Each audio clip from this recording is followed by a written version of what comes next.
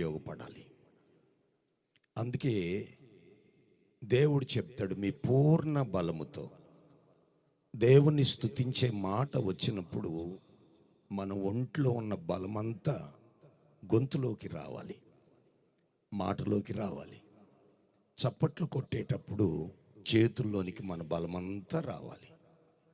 దేవుని స్తుతించే మాట బలహీనంగానో, వాళ్ళెవరో చెప్పుకుంటారులే, నాకు పెద్ద సంబంధం లేదు, నేను చాలా స్పెషల్ అన్నట్టుగా చాలామంది దేవుని స్తుతించే మాట అనే సంగతి కూడా మరిచి,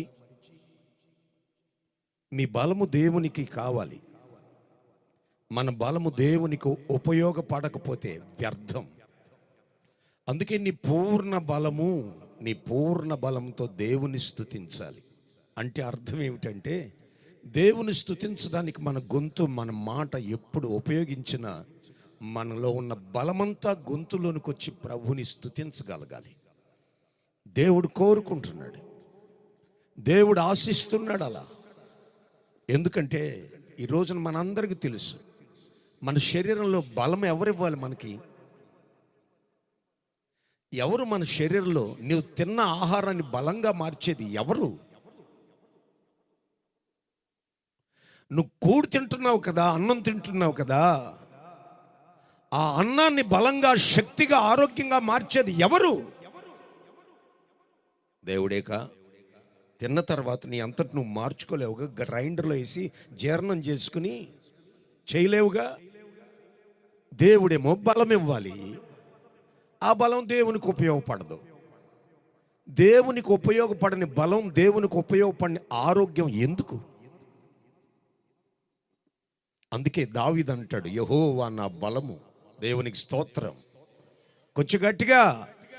అందుకే కదా చెప్పేది, గట్టిగా మీ గొంతులు పెగలాలి. మీ వాయిస్లో ఉన్న బలం దేవుడు చూడాలి.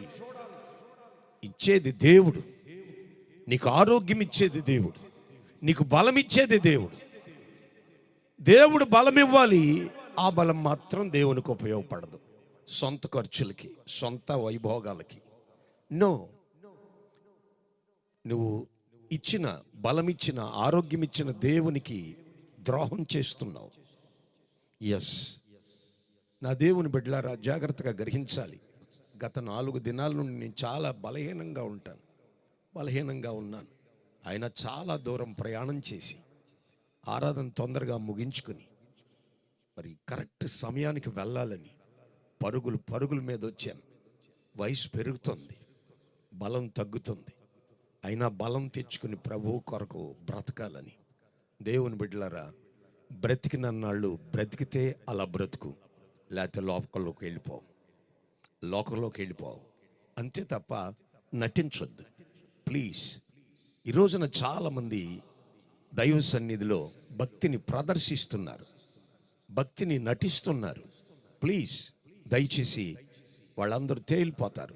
కనుక ఈ రాత్రి నీ శరీరంలో బలం ఉంది అని అనుకుంటే తప్పక మనసారా, ఇప్పుడే కాదండి, మందిరంలో కానీ ఎక్కడే కానీ దేవుని స్తుతించాల్సి వచ్చిన మాట, దేవునికి స్తోత్రం చెప్పే మాట, నీ స్తోత్రం దేవునిని ఘనపరుచుద్ది.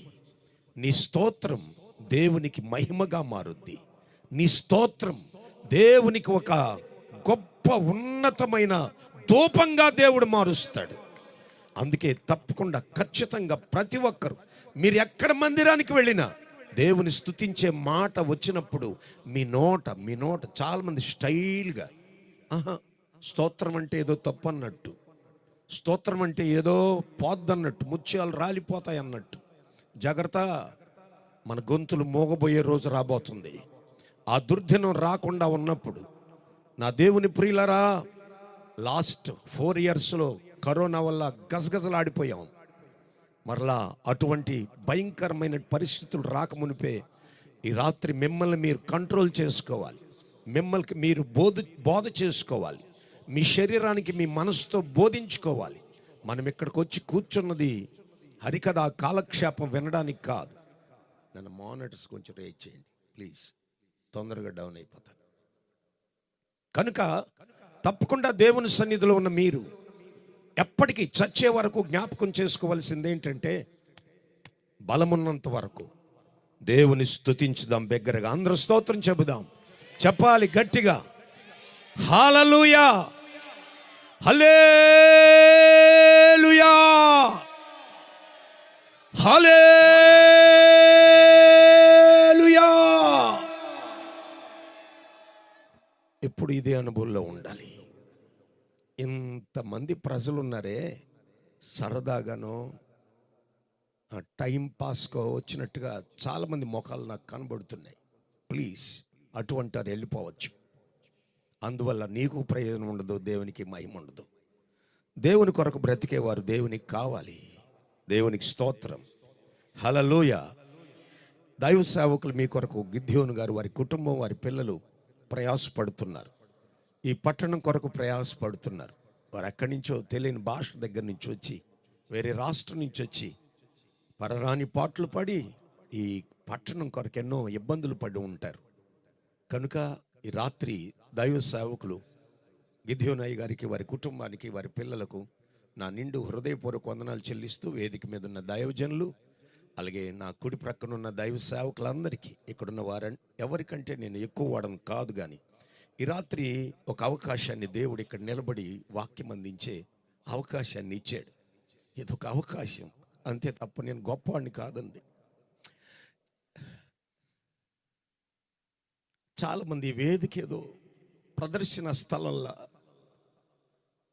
తమను తాము ప్రత్యక్షపరచుకుని, మేము గొప్పవారం, మాకు చాలా వాక్య జ్ఞానం, ఐ హ్యావ్ గ్రేట్ టాలెంట్ అని చెప్పుకోవడానికి వాడుకునే వేదికగా మార్చేశారు చాలామంది సేవకులు. అందుకే రాత్రి దేవుని పిల్లలుగా మనం గమనించాలి. నేను గతంలో కూడా చెప్పాను, ఇస్త్రీ బట్టలు వేసుకోవడానికి కూడా ఇష్టపడదు, కానీ మరి దరిద్రుల్లా కనబడకూడదని అంతే, మరి బికారుల్లా కనబడకూడదని అంతే. కనుక దేవుని బిడ్డలారా, ఈ రాత్రి దైవవాక్యంలో కొన్ని విషయాలు మీకు చెప్పాలని ఆశిస్తున్నాను. లేఖన గ్రంథాల్లో నుండి లూకాసు వార్త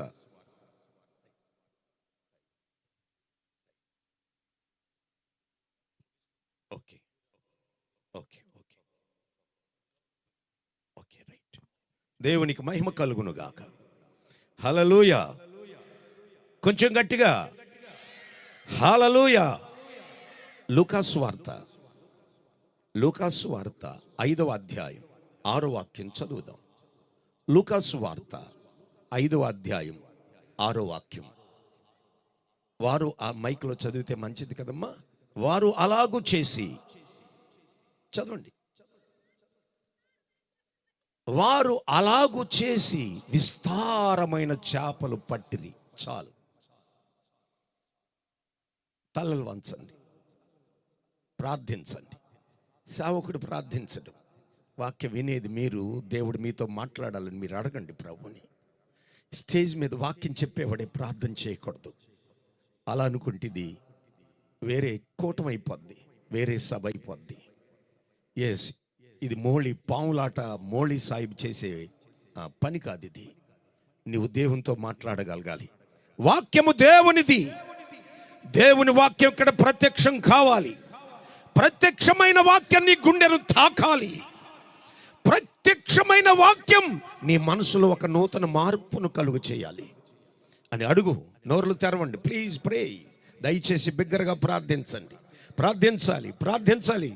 దయచేసి చాలామంది ప్రార్థించట్లేదు, ఓరకనే ఇదేదో కొత్త అనుభవం అనుకుంటున్నారు. కాదు, తప్పకుండా ఎవరైతే వాక్యం దర్శించాలని అనుకుంటున్నారో, ఎవరైతే వాక్యం మాట్లాడాలి, ప్రభువా ఈ రాత్రి నా దీన పరిస్థితులను దర్శించాలి, ప్రభువా నా స్థితిగతులను ఎరిగిన దేవా, తగినట్లుగా మాట్లాడండి ప్రభుని ప్రార్థించాలి. దైవ సేవకుల ప్రార్థన మాత్రమే వినబడుతుంది, సభ నుండి ప్రార్థన వినబడట్లేదు. ప్లీజ్ మిమ్మల్ని మీరు వంచుకోవద్దు. నోర్లు తెరవండి, కొంచెం బిగ్గరగా మాట్లాడండి. పద్ధతులు మారాలి, దేవుని చిత్తంలోకి రావాలి. మనం అనుకున్నవి మనం నేర్చుకున్న విడిచిపెడదాం. ఇప్పటి వరకు మనం నేర్చుకున్న విడిచిపెట్టి దేవుని చిత్తాన్ని గ్రహించగలగాలి. ఎస్, ప్రార్థించాలి. ఓ హల్లెలూయా. ఓ రిబా షకాల తురా బాబా. Lord thank you Jesus name. Hallelujah. ప్రభువా, వాక్యము మీది, మీ ప్రజలను దర్శించండి, వారి హృదయాలకు తగినట్లుగా మాట్లాడండి. యేసు నామములో అడుగుచున్నాము తండ్రి, ఆమేన్. హల్లెలూయా, హల్లెలూయా. ఈ రాత్రి దేవుని పిల్లలారా, లూకాసు వార్త 5వ అధ్యాయం 6వ వాక్యంలో ఈ మాట మనం చదువుకున్నాం. చాలా చిన్న మాట, చాలా చిన్న మాట. వారు అలాగు చేసి విస్తారమైన చేపలు పట్టారు. ఈ చిన్న వాక్యాన్ని 3 భాగాలు చేస్తే, మొదటిది వారు, రెండవది అలాగు చేసి, మూడవది విస్తారమైన చేపలు పట్టారు.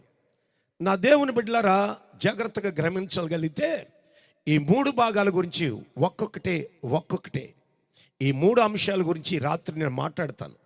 ఒకవేళ సమయం కాకపోతే 2 అంశాలు ఖచ్చితంగా మాట్లాడి వెళ్తాను.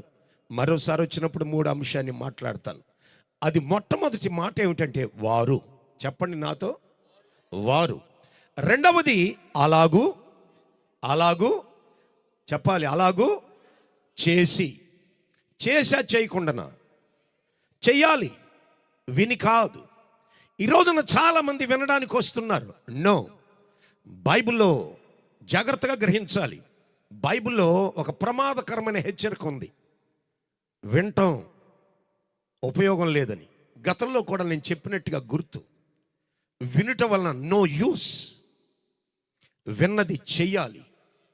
బైబిల్ చెప్తుంది విన్నది చెయ్యాలి. ఈ రాత్రి వినటానికి వస్తే నీ అంత మోసగాడు ఇంకెవరు ఉండరు అని లేఖనం చెప్తోంది. దేవుని వాక్యం చెప్తుంది, దాసన కాదు, దేవుని వాక్యం. చాలామంది వినటానికి వచ్చారేమో. ఈ రాత్రి నీ దృక్పథం మారాలి, నీ పునాదులు మారాలి.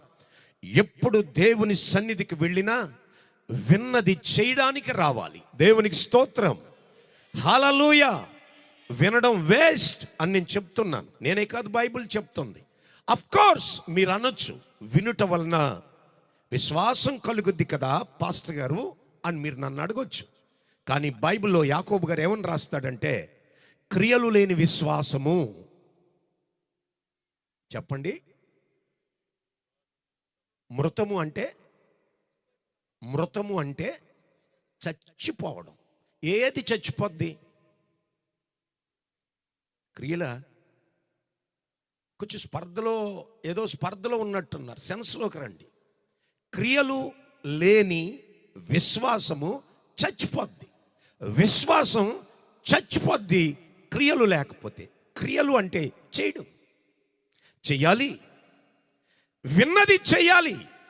వింటే విశ్వాసం పుట్టుద్ది, చేస్తే పుట్టిన విశ్వాసం బ్రతుకుద్ది.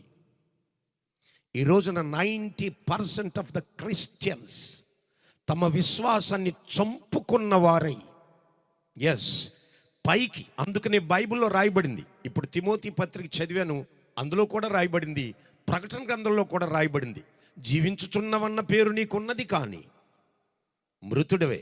కారణం ఏమిటంటే ఈరోజు వింటారు, చేయరు. వింటే విశ్వాసం పుట్టుద్ది, చేస్తే పుట్టిన విశ్వాసం బ్రతుకుద్ది.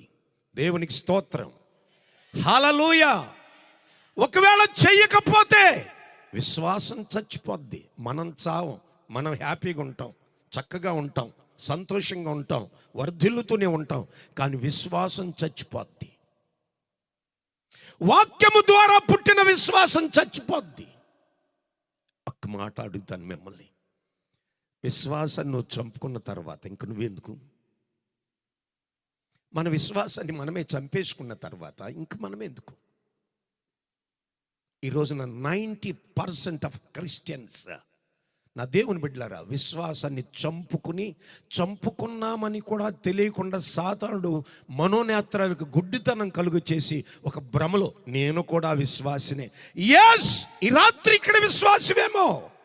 ఒంగోలు పట్టణంలో 90% ఆఫ్ క్రిస్టియన్స్ తమ విశ్వాసాన్ని చంపేసుకున్నారు. కారణం ఏమిటంటే చేయరు. వింటారు వింటారు వింటారు వింటారు, చేయరు. చేయటం అంటే క్రియలు, క్రియలు క్రియలు లేని విశ్వాసము చచ్చిపోద్ది.